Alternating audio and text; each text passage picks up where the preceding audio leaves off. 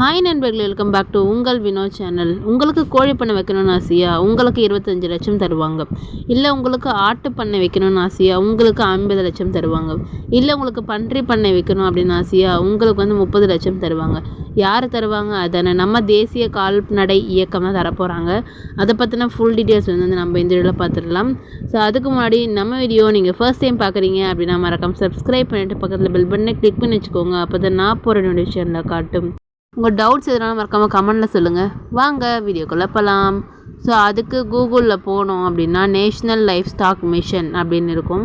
So இதான் தேசிய கால்நடை இயக்கம். இது எதுக்காக இருக்குது அப்படின்னா சிறு சிறு கோழி மற்றும் பன்றி வளர்ப்பு அந்த மாதிரியான வளர்த்து நீங்கள் ஒரு பண்ணை மாதிரி வச்சு அதில் நல்லா காசு சம்பாரித்து நீங்கள் வளரணும்னு நினைக்கிறீங்களா? உங்களுக்கு ஊக்குவிக்குமா தான் என்ன பண்ணியிருக்காங்க, இந்த இயக்கம் கொண்டு வந்திருக்காங்க.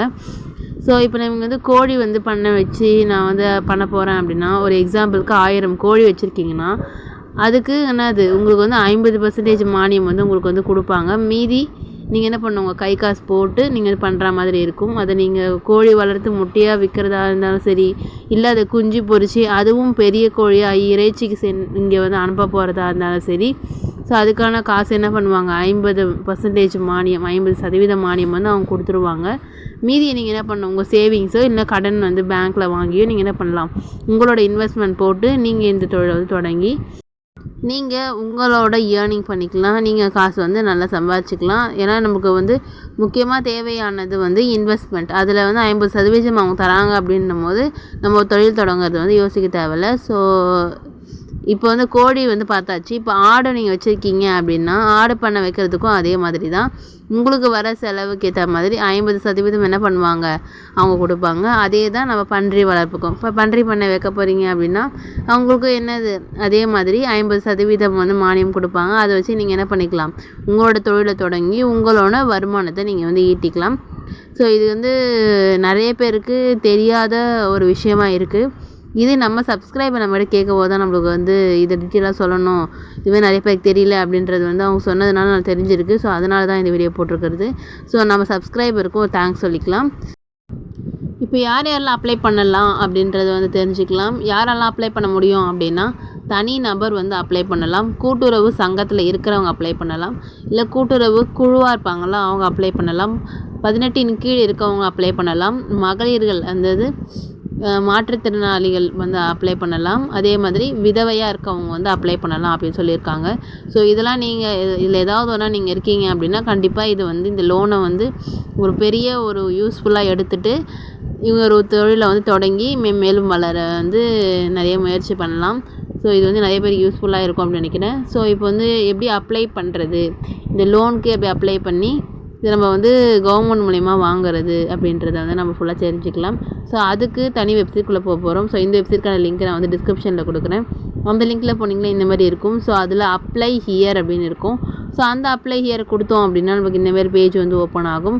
ஸோ இதில் லாகின் ஆஸ் என்டர்பிரினர் அப்படின்னு ஃபஸ்ட்லேயே இருக்கும். ஸோ அதை கிளிக் பண்ணி நம்ம உள்ளே போகிறோம். ஸோ அதை கிளிக் பண்ணி உள்ளே போனோம் அப்படின்னா நமக்கு நெக்ஸ்ட் டேப் ஓப்பன் ஆகும். ஸோ நெக்ஸ்ட் டேப்பில் என்ன வருது அப்படின்னா, நமக்கு நம்ம ஃபோன் நம்பர் கேட்குறோம். அந்த ஃபோன் நம்பர் கேட்டதுக்கு அப்புறமா நமக்கு ஓடிபி வரும்.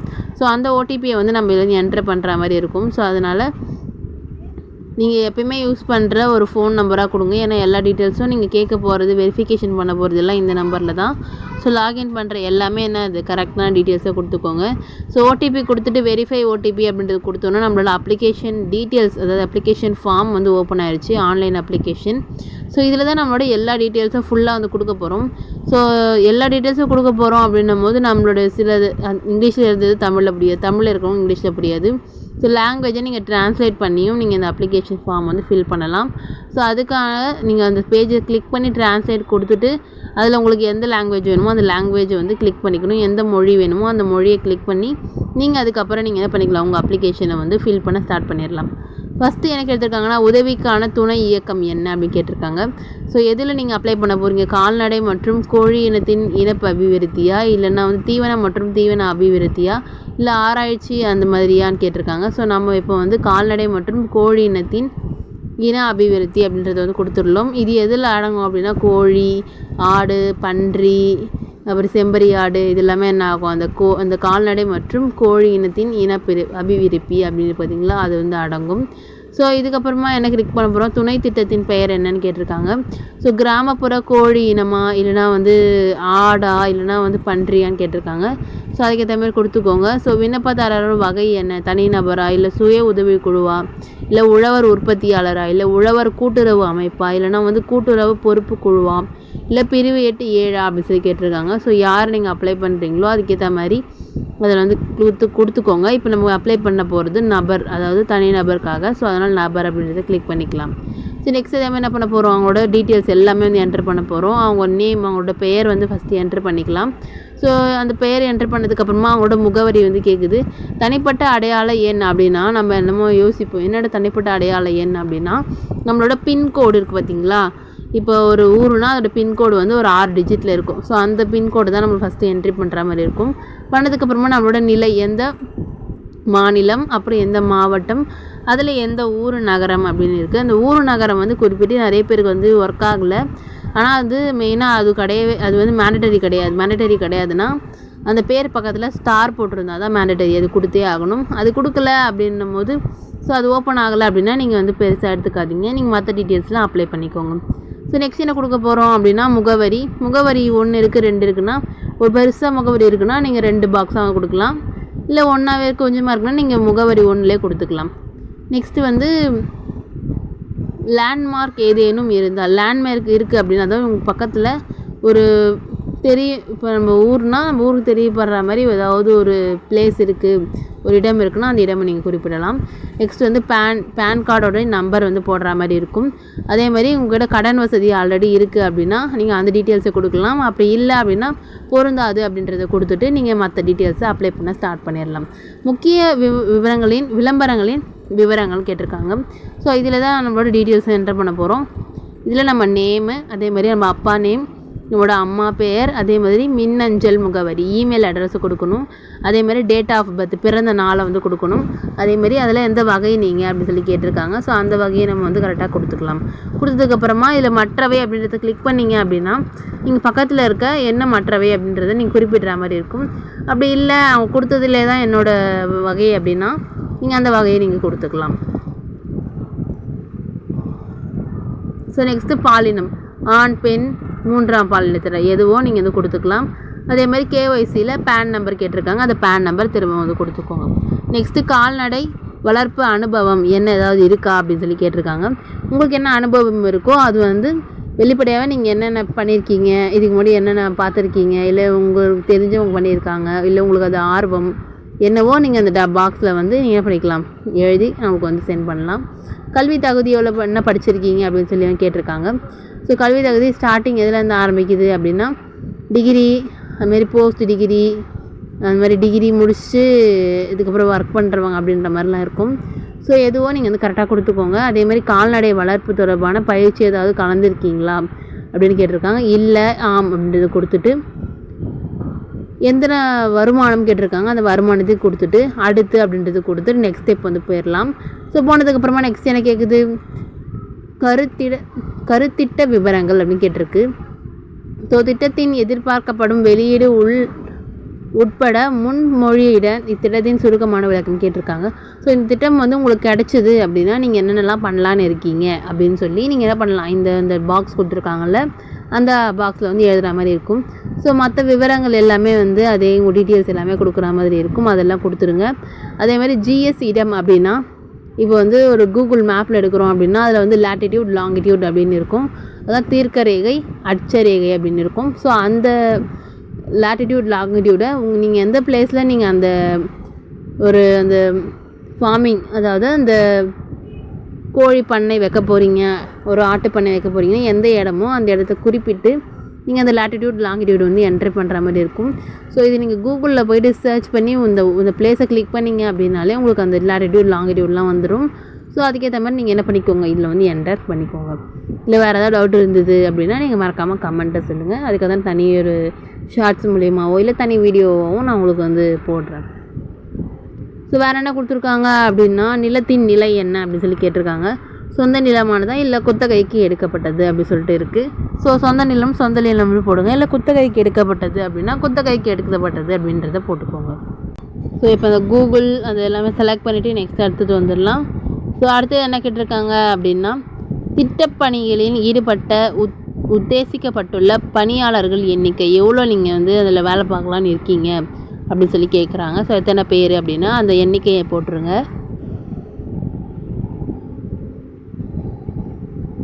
ஒருங்கிணைக்கப்பட உள்ள சிறு விவசாயிகளின் எண்ணிக்கை எவ்வளோ அப்படின்னு சொல்லி கேட்டிருக்காங்க. அந்த விவசாயிகளின் எண்ணிக்கையை கொடுத்துக்கலாம். அதே மாதிரி விலங்குகள் பறவைகளின் விலை அப்படின்னு கேட்டிருக்காங்க. ஸோ வரிசையை சேர்க்கவும் அப்படின்றத கொடுத்துட்டு என்ன விலங்கு நீங்கள் கொடுக்க போகிறீங்களோ அந்த விலங்கை வந்து அதை வந்து கிளிக் பண்ணிவிட்டு நெக்ஸ்ட் என்ன பண்ணணும், எந்த விலங்கோட அது பறவைகளோ இல்லை விலங்குகளோ, கோழினா பறவைகள்னு வரும், இல்லைன்னா விலங்குகள் வரும், அதோட எண்ணிக்கை எத்தனை நீங்கள் வாங்க போகிறீங்க. இப்போ 1000 வந்து நம்ம எக்ஸாம்பிள் சொன்னோம்ல, அதேமாதிரி 1000 வாங்குகிறோம் அப்படின்னா ஒரு விலங்குக்கான பறவைக்கான செலவு எவ்வளோ ஆகும் அப்படின்ற மாதிரி கேட்டிருக்காங்க. ஸோ அதுக்கு தோராயமாக நான் வந்து போட்டிருக்கேன். ஸோ உங்களுக்கு எந்த அளவு கரெக்டாக ஆகும் அப்படின்னு நினைக்கிறீங்களோ அந்த அளவுக்கான மொத்த செலவை வந்து நீங்கள் போட்டுட்டு மொத்த செலவு அப்படின்றத வந்து என்ட்ரி பண்ணிங்க அப்படின்னா அதுவாகவே டோட்டல் ஆகி வந்து நிற்கும். ஸோ இந்த கணக்கெலாம் மட்டும் கரெக்டாக பார்த்து பொறுமையாக போடுங்க. அப்போ தான் வந்து வர கடனுக்கான 50% வருது அப்படின்னா அதுக்கான நம்ம மொத்த செலவும் நம்மளுக்கு அவங்க சொன்னால் தான் அதில் நம்மளுக்கான 50% அவங்க வந்து நம்ம டிரான்சாக்ஷன் பண்ணி நம்ம அக்கௌண்ட்டுக்கு வர மாதிரி பார்ப்பாங்க. ஸோ அதுக்கேற்ற மாதிரி எல்லாமே கரெக்டாக கொடுத்துக்கோங்க. இதுக்கான எல்லா டாக்குமெண்ட்ஸும் அப்லோட் பண்ணுற மாதிரி இருக்கும். ஸோ அந்த டாக்குமெண்ட்ஸ் எல்லாம் இருக்குது அப்படின்னா மட்டும் அந்த டீட்டெயில்ஸ்லாம் கொடுங்க. அப்படி இல்லை அப்படின்னா அவங்க வெரிஃபை பண்ணும்போது இவங்க வந்து தவறானது ஒன்று கொடுத்துருக்காங்க, அதுக்கான ப்ரூஃப் இல்லை அப்படின்னா ரிஜெக்ட் பண்ணுறதுக்கான நிறைய வாய்ப்புகளும் இருக்குது. ஸோ கரெக்டாக கொடுத்து அந்த பயனை வந்து நீங்கள் பெற்றுக்கோங்க. ஸோ இதுக்கான மற்ற டீட்டெயில்ஸ் எல்லாமே வந்து கொடுத்துருக்காங்க. ஸோ எல்லாத்தன கணக்கை வந்து கரெக்டாக என்ட்ரு பண்ணி வரிசைப்படுத்தி இந்த கணக்கும் கீழே இருக்கு வந்து ஒரு மொத்த செலவு இருக்கும். ஸோ அந்த கணக்கும் சேமாக வரா மாதிரி பார்த்துட்டு நீங்கள் என்ன பண்ணலாம், சப்மிட்ன்றதில் கொடுத்துடலாம்.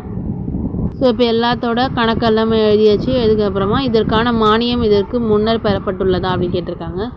ஆம்னா ஆம், இல்லைன்னா இல்லைன்னு அப்படின்றத கொடுத்துக்கோங்க. விண்ணப்பதாரின் பங்கு எவ்வளோ, நீங்கள் முதல் போடுறீங்களா, இல்லை உள்வரவுகளா, இல்லை வட்டி இல்லா பிணையமற்ற கடன் வாங்கியிருக்கீங்களா, இல்லை மற்றவையா என்னவோ நீங்கள் அதை டிக் பண்ணிக்கலாம். ஸோ பண்ணதுக்கப்புறமா நம்மளுடைய கடன் விண்ணப்பத்தின் விருப்பமான வங்கி விவரங்கள் பற்றி கேட்டிருக்காங்க. ஸோ இதுக்கப்புறமா என்ன கேட்க போகிறாங்க அப்படின்னா கடன் விண்ணப்பத்தின் விருப்பமான வங்கி கேட்டிருக்காங்க. ஸோ உங்களோட எந்த பேங்க்கில் நீங்கள் வந்து கடன் வாங்க போகிறீங்க அப்படின்றதுக்கான டீட்டெயில்ஸும் நம்ம என்டர் பண்ணுற மாதிரி இருக்கும். ஸோ அதுக்கான வங்கி பேரும் அதோட கிளை என்ன அப்படின்றத போட்டுட்டு அடுத்து அப்படின்றத கொடுக்க போகிறோம். ஏன் இதை கிளிக் பண்ண சொல்கிறாங்க அப்படின்னா நம்மளுக்கு கொடுக்க போகிற காசு யார் மூலயமா வரப்போகுது அப்படின்னா வங்கி மூலயமா, அந்த பேங்க் மூலயமா தான் நம்மளுக்கு வரப்போகுது. ஸோ எந்த பேங்க்லேயே நீங்கள் வந்து கடன் வாங்கணும்னு நினைக்கிறீங்களோ அந்த பேங்க் தான் நம்மளுக்கு என்ன ஆகும், நம்ம காசை வந்து டிரான்சாக்ஷன் பண்ணி நம்ம அக்கௌண்ட்டுக்கு வந்து தருவாங்க. ஸோ அதுக்காக தான் இந்த விருப்பம், இந்த டீட்டெயில்ஸ் எல்லாம், இந்த இன்ஃபர்மேஷன்ஸ் எல்லாமே என்ன பண்ணுறாங்க கேட்குறாங்க. ஸோ இதெல்லாமே என்ன பண்ணிக்கலாம், செலக்ட் பண்ணிவிட்டு அடுத்த அப்படின்றத வந்து கொடுக்க போகிறோம்.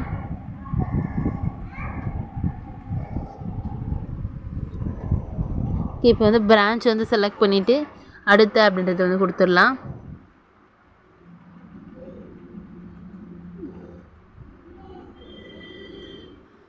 இப்போ வந்து அடுத்த அப்படின்னு கொடுத்ததுக்கு அப்புறமா என்ன வருது அப்படின்னா அடுத்த விவரம் என்ன வருது, வங்கி கணக்கு விவரங்கள் அப்படின்னு சொல்லி வந்துடுது. ஸோ மானியம் விடுவிப்பதற்கான விண்ணப்பதாரரின் வங்கி கணக்கு விவரங்கள்.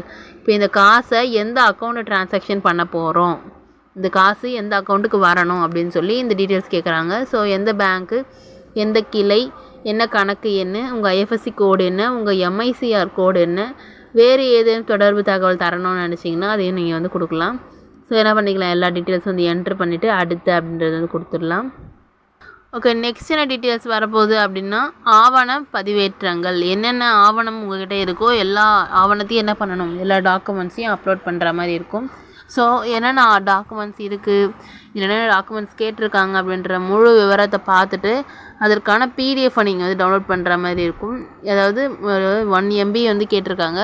ஸோ அதுக்கேற்ற மாதிரி 1 MB 5 MB அந்த டாக்குமெண்ட்ஸ்க்கு எவ்வளோ வேணுமோ அதை நீங்கள் கிளிக் பண்ணிங்க அப்படின்னா அது வந்து ஷோ ஆகும்.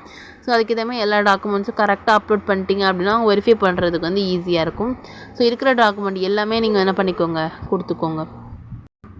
எல்லா டாக்குமெண்ட் வந்து கொடுத்தாச்சு. கொடுத்து அடுத்த அப்படின்றத வந்து கொடுத்துடலாம். கொடுத்ததுக்கப்புறமா என்ன ஆகுது, விண்ணப்பத்தை சமர்ப்பித்தல் அப்படின்னு சொல்லி பிரகடனம் மற்றும் அங்கீகாரம் அப்படின்னு சொல்லி நம்ம எல்லாம் கொடுத்தது எல்லாமே கரெக்டு தான் அப்படின்னு சொல்கிற மாதிரி ஒரு உறுதிமொழி இருக்கும். ஸோ அந்த செக் பாக்ஸை கிளிக் பண்ணிவிட்டு எந்த இடத்துலேருந்து நீங்கள் அப்ளை பண்ணுறீங்களோ அந்த இடத்தோட பேரை அதாவது அந்த எந்த இடமும் அந்த ஊர் பேர் நம்ம என்ட்ரு பண்ணிக்கலாம். என்ட்ரு பண்ணிவிட்டு சமர்ப்பிக்க அப்படின்னு சொல்லி கொடுக்குறோம். சமர்ப்பிக்க அப்படின்னு கொடுத்ததுக்கப்புறமா என்ன ஆகும், நம்ம டாக்குமெண்ட் சப்மிட் ஆகி நம்ம இதுக்குலேருந்து யாருக்கு போகும், நம்மளோட இந்த கடன் கொடுக்குறாங்க பார்த்தீங்களா அந்த தலைவர், அதாவது அந்த ஹெட் ஆஃபீஸ்க்கு போகும். அதுக்கப்புறமா அவங்களாம் வெரிஃபை பண்ணிவிட்டு நமக்கு யார் காசு கொடுக்குறாங்களோ அந்த ஃபினான்ஷியல் பேங்க்குக்கு போகும். இவங்க எல்லாம் பார்த்துட்டு இவங்க இந்த இயக்கம் இருக்குது பார்த்தீங்களா, அந்த இயக்கத்தோட ஹெட்டுக்கு போயிட்டு ஓகே இவங்களுக்கு காசு தரலாம் அப்படின்னு சொல்லி இவங்களுக்கு என்ன ஆகும், ஒரு மெசேஜ் வரும். இதில் அப்ளிகேஷன் நம்பரும் வரும். ஸோ அந்த அப்ளிகேஷன் சப்மிட் பண்ண நம்பரை வச்சு நீங்கள் என்ன பண்ணிக்கலாம், ஸ்டேட்டஸும் செக் பண்ணிக்கலாம். ஸோ இந்த மாதிரி தான் இந்த ப்ராசஸ் நடக்கும். ஸோ இதை பற்றி கேட்டு நம்ம சப்ஸ்கிரைபருக்கும் இது நல்லா புரிஞ்சிருக்கும் அப்படின்னு நினைக்கிறேன்.